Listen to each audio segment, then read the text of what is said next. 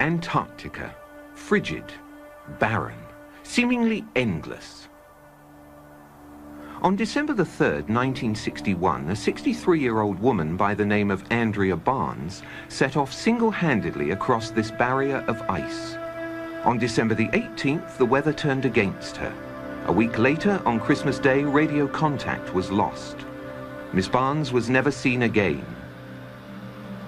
This was to be the final leg in a journey that had started for her nearly half a century before. A journey ending in apparent failure. She had not succeeded in proving to the world that the Earth is flat.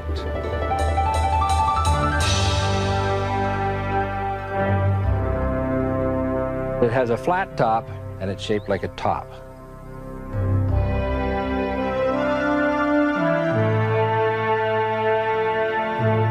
There's a certain amount of depth here because there must be a vertical axis on which it rotates, and the stability of the mass would indicate that there must be some depth, or wobble could very easily occur, and we know that there is none. It's a commonly held misconception that the Earth is a spherical object that revolves around the Sun.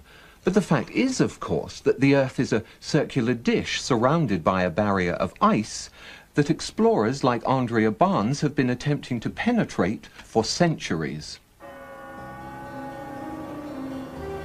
In 1585, amid a storm of controversy and under cover of darkness, an adventurer by the name of Afton Marcella stole out of London in hopes of being the first to reach the edge of the Earth. But he was unprepared for the extreme conditions. His crew was plagued by scurvy and frostbite. Food supplies ran low. Marcella was forced to turn back before setting foot on Antarctica. So ended the first recorded expedition.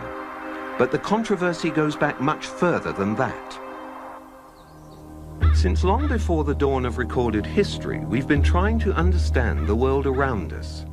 And we've constantly turned to the sky for answers. By unlocking the keys to the stars, the sun, and the moon, it was reasoned, we would learn more about the Earth. So we've remained ever vigilant, turning both our persistence and our technology to the task at hand. But the conclusions have not always been particularly well thought out. 2,000 years ago, an Egyptian scholar by the name of Eratosthenes performed an experiment that he claimed proved the Earth to be a sphere. However, there are serious doubts about the accuracy of his data and his scientific procedures. Dr. Leo Ferrari explains. Oh, the Eratosthenes experiment is an experiment supposedly conducted in the 1st century, whereby this ingenious person was supposed to have proved, I say that in quotes, that the Earth was a sphere of some 4,000 miles radius. Eratosthenes one day noticed that the sun was directly overhead in Syene, whereas he noticed that on the same day, at the same time, the sun made an angle of 7.2 degrees to the vertical at Alexandria, which was some 530 miles away. How did Eratosthenes in the 1st century know what the sun was doing on the same day in two places which are 530 miles apart? One can take all those same data, knowing that the Earth is flat. In one place you have the sun directly overhead, and at another place, at the same time, at 530 miles away, let us suppose that it does make an angle of 7.2 degrees to the vertical. Then we have a right-angled triangle, which it can be easily shown that the sun is some 4,000 miles up in the sky. These superficial, even, considerations show that it's impossible. The whole thing, it's a story, a fairy story made up and mindlessly repeated in textbooks. Fortunately, not all scientific arguments are based on such questionable research. The Greek astronomer Ptolemy determined to everyone's satisfaction that the Earth is flat, circular, and the central body in the universe. His theory went unchallenged for 1,200 years. Not surprising, really. One need only look around. However, the notion that it was some other shape gained some acceptance during the Renaissance.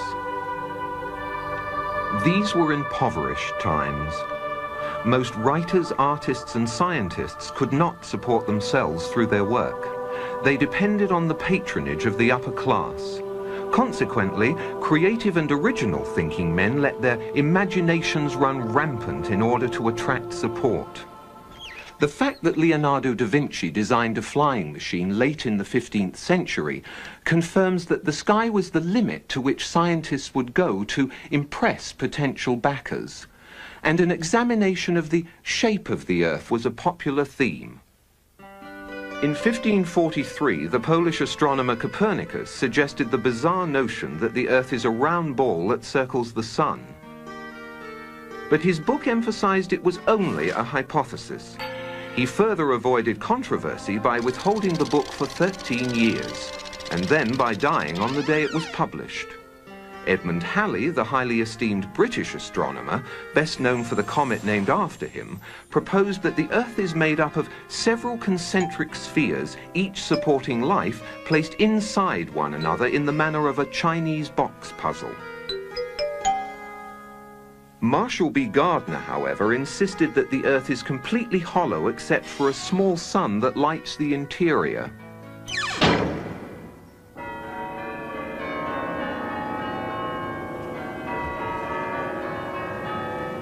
The argument, for all practical purposes, came to an end when the Church of England was established by law during the 16th century.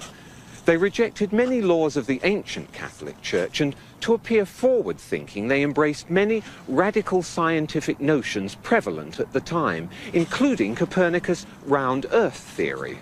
With this endorsement, the theory found its way into the schools, which were then largely controlled by the Church. It has remained there to this day, and many children have accepted it without question. Andrea Barnes was not one of those children. Born into an Ontario farming family in 1898, Andrea was a bright child who spent much of her time learning about the world around her. She was inquisitive and precocious, and much to her teacher's dismay, she fervently believed the global Earth concept was nonsensical and easily refuted. Many scientists agree with her and are amassing evidence to carry on her work. There's all kinds of proofs right around you that show that the Earth is flat. A very simple one to think of is that we use plumb bobs to build buildings. In other words, to get the wall of a building going straight down, you'll take a string with a heavy weight hanging from it, and you make the building follow that string. That plumb bob will point to the center of a round Earth. That means that if you imagine that this was the correct Earth, you can imagine a plumb bob held here would point in that direction, and a plumb bob held here would point in that direction. That means the buildings would be bigger on the top than at the bottom. It would also mean that boats would constantly be sailing downhill. And invariably, in any discussion about the shape of the Earth, the first argument used in support of its rotundity is that as ships sail out to sea, the tops of their masts are visible longer than the hull. The fact is, of course, that the light rays from the lower part of the ship are no longer reaching the shore. When we consider that so eminent an authority as Einstein postulated and indeed proved that light rays bend perceptibly in gravitational fields, it should not be surprising that the light rays from the lower parts of the ship do not succeed in reaching the shore, are incapable of entering the eye of an observer, and so the particular part of the ship from which those light rays come is not seen.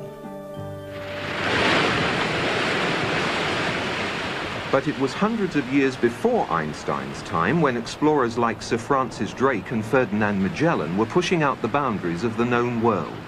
And it wasn't easy.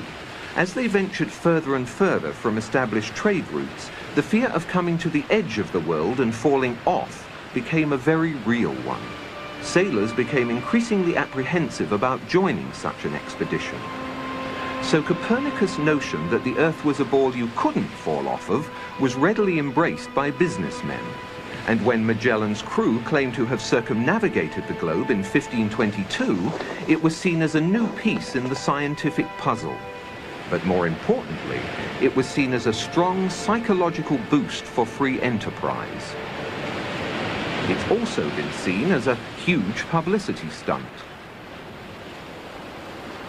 The sailor thinks that he's traveling around the Earth this way, when in effect he's traveling around the Earth this way. And he's creating a circle. He's moving in a continuous direction around. He goes through the various parts of the circle, and he comes back where he started from, swung around this way. Does running round your neighborhood prove that the neighborhood is round? By the time Andrea was in her teens, her brother Andy had already decided to go into the transportation business, and many of her friends had turned to nursing as a vocation. But Andrea devoted her time to exploring the world around her and to questioning. She was vehemently opposed to the use of globes in schools and formed a group to protest what she referred to as a load of old codswallop. They demonstrated in a manner they felt symbolic. But Andrea soon realized the only way people would listen was if she made a trip to the edge and brought back proof. And so, on her 16th birthday, she set off across the snowy deserts of Antarctica with little more than a borrowed pair of skis. However, like Marcella some 300 years earlier, she was unprepared for the harsh conditions and was soon forced to turn back. She tried to raise money for a larger expedition, but her cause was overshadowed by the outbreak of World War I, and it became more important to worry about maintaining one's stake in the world than arguing over its shape.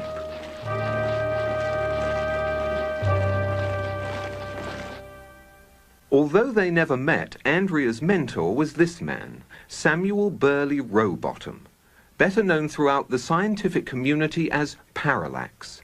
In 1881, he had published this book, Earth Not a Globe.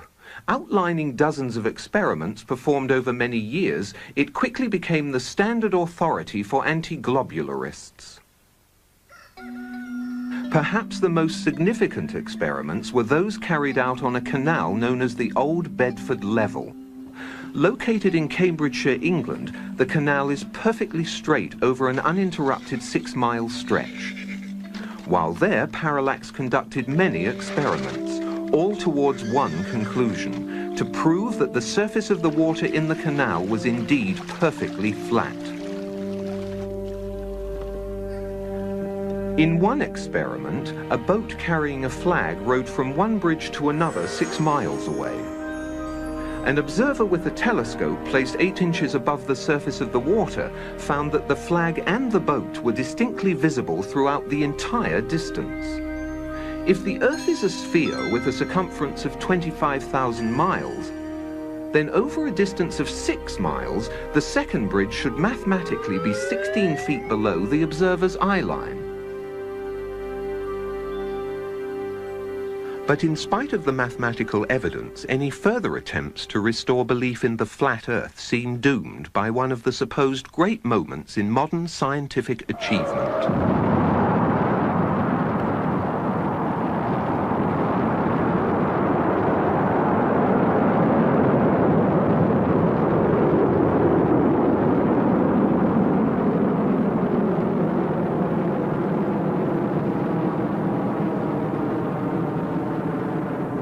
At last, after thousands of years of uncertainty, man was able to get far enough away from the Earth to have a good look at it in all its resplendent beauty.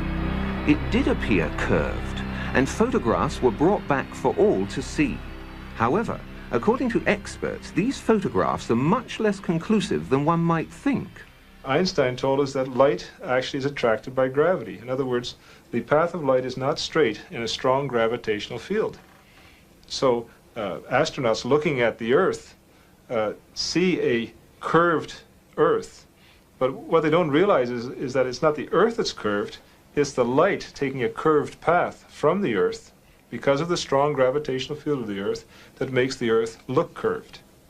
So you're saying that those photographs from space that the Apollo mission brought back don't represent the Earth as it really is? Of course they represent the Earth as it really is, as seen by curved light.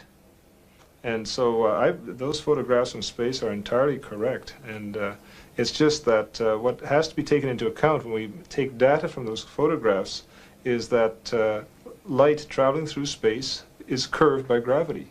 And so it'll make straight things appear curved. And you know, it'll also make curved things appear straight. So you have to be very careful when you use light to measure things in a very high gravitational field.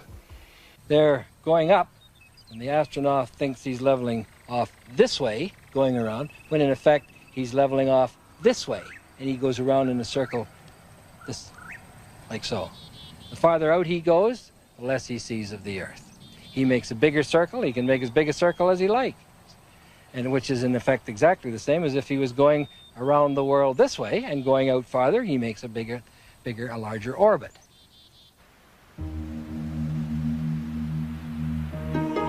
Through time-lapse photography, the velocity of these clouds has been dramatically increased.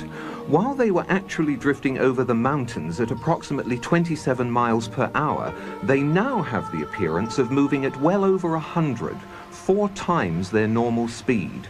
If the clouds were stationary and the Earth was revolving underneath them, this is how it would appear if the Earth was spinning at 100 miles per hour. Yet we're told that the Earth is spinning at 10 times that speed. Consider this. Those who maintain that the Earth is a globe that spins suggest that people standing at the equator are being whirled around at approximately 1,000 miles an hour. They further maintain that the Earth is spinning around the Sun at a speed of 67,000 miles per hour, and that our Sun is supposedly racing around the center of our galaxy at some 600,000 miles per hour. And yet, you and I both know that on many days it's possible to stand outside without a single hair being messed up by the breeze.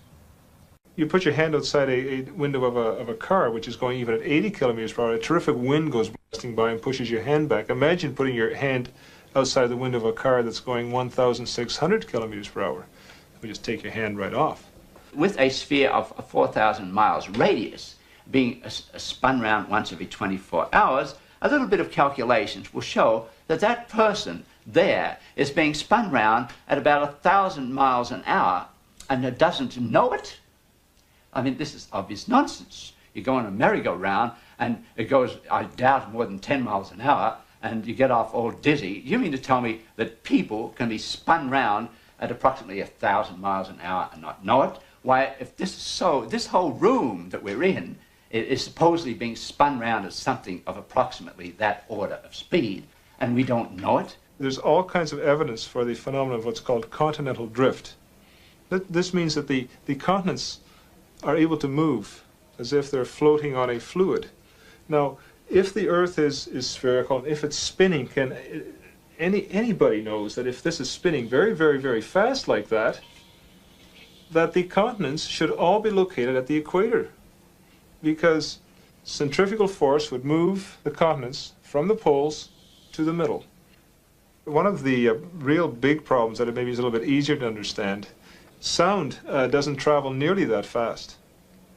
So, for example, if you're at the equator and you wanted to shout to warn somebody, it's quite possible they could never hear you, because if you're shouting, say the Earth was spinning in this direction, and you're shouting in that direction, the sound could never catch up to the person who's, of course, being carried away by the Earth. In October of 1929, Andrea again tried to focus the world's attention on the controversy by proving the notion the Earth spins to be absolute nonsense. It was reasoned that if a dirigible was to go aloft in England and hold itself perfectly static, then by the accepted theory the Earth should rotate underneath it and New York should come into view some 4 or 5 hours later. In fact, England was never lost from view.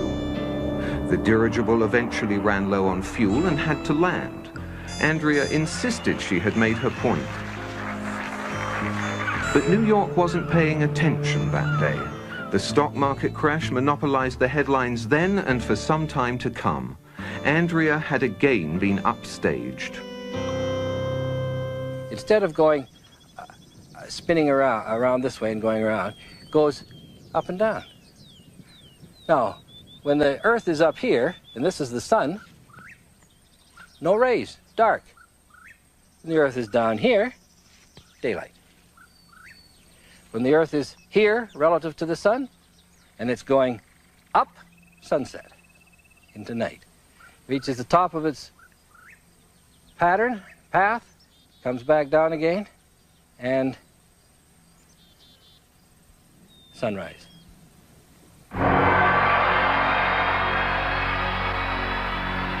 Now, an interesting thing happens at the ends of the Earth.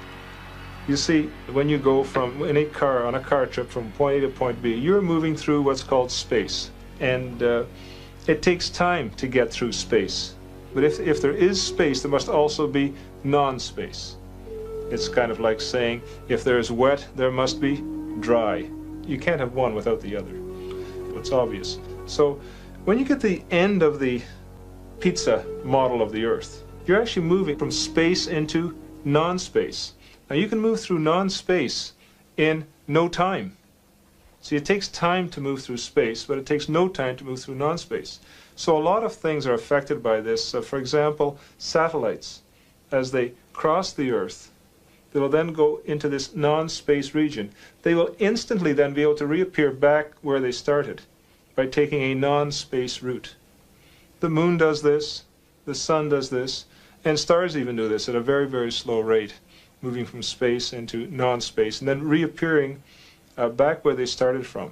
This is due to probably of reflectivity and complementarity that is a well-known phenomenon.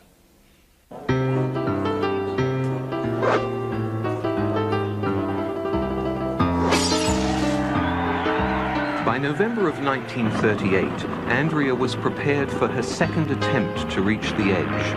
A consortium of financiers were providing her with a plane and a large enough crew to make a legitimate go of it. And so, once again, an optimistic Andrea found herself in Antarctica. And once again, fate was against her. A freak spring blizzard took them by surprise. They were unable to leave base camp, much less make a trip to the edge. The entire expedition was very nearly wiped out.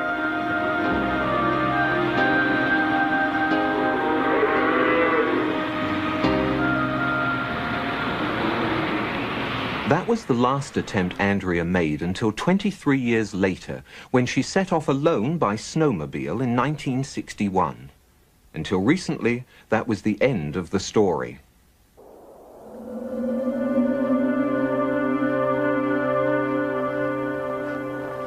Early this year, a researcher stationed in Antarctica to study weather patterns found a snowmobile partially buried in a snowbank.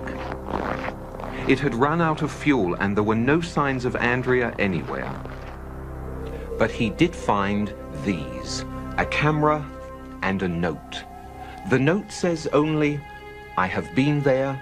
The debate finally comes to an end. Signed, Andrea B." It had survived the frozen elements for nearly 30 years. Unfortunately, the researcher inadvertently opened the camera, exposing the film inside. Any pictures were lost, and Miss Barnes' trip is still very much shrouded in mystery. There was no description of what she had seen or how far away it was. But if we are to believe the note, then Andrea Barnes was very likely the first person in history to visit the edge of the Earth.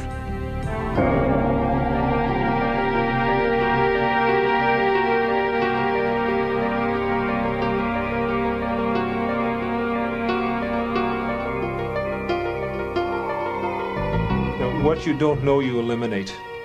And that's in my opinion, is what the globular Earth theorists have done. They've just eliminated what they didn't know. The more honest approach is the flat Earth approach, where you say, well, we don't know what's at the ends, but the ends are there.